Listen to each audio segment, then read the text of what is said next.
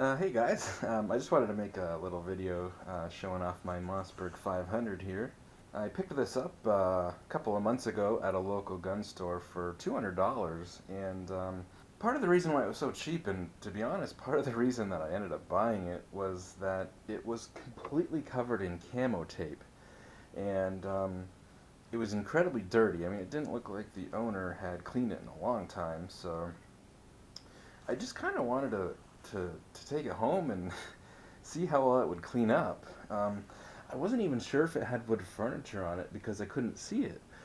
So yeah, I took it home, got all this camo tape off of it, and discovered that it did have wood furniture on it, and it was in decent shape in that nothing was broken or anything, but it was incredibly dull, and it had like this grass stain all over it, and you can kind of see it a little bit still. There's a little bit of this green stain on it, but it looks a heck of a lot better. I basically took the buttstock off in the pump handle here, and sanded it all down, and then wiped some True Oil on it, which kind of brought some of the shine back, and helps protect the wood a little bit. So, I mean, it looks all right considering. Another thing I like about it is it's actually a Lakefield Mossberg, and it was made in Canada, and I kind of thought that was cool because they don't make these in Canada anymore. So as far as I can tell, this thing's from the late 1970s, and it's just your very, very typical pump action, 12 gauge 12 gauge pump action shotgun. It's the typical 5-shot tube magazine on there, and a 30-inch barrel. The trigger on it is actually pretty good too. That's one thing that actually kind of surprised me. Being my first shotgun, I wasn't expecting a shotgun to really need a good trigger, but the trigger on this is pretty decent. It's actually better than most of the rifles that I own. It's got the tang safety on top here. That's just the way Mossberg does it. Forward is fire and back is safe. But yeah, the trigger on this thing, it's got just a little bit of take up, but then it's a really crisp break. So yeah, actually pleasantly surprised with the trigger on there.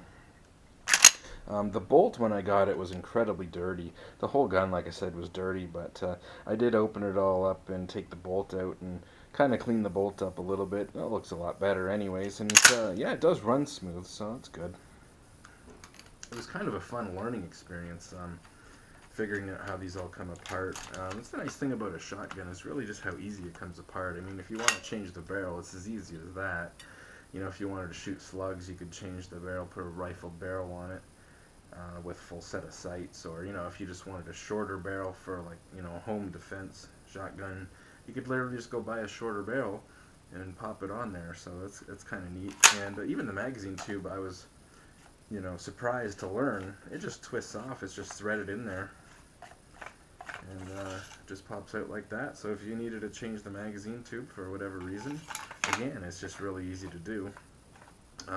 When you take the trigger assembly out, then pretty much everything pops out. The elevator and the action bars. This one's got the 2 action bars that connect the pump to the actual bolt. But yeah, it was definitely just fun to play with and figure out how that all worked. And again, it's really easy to change barrels.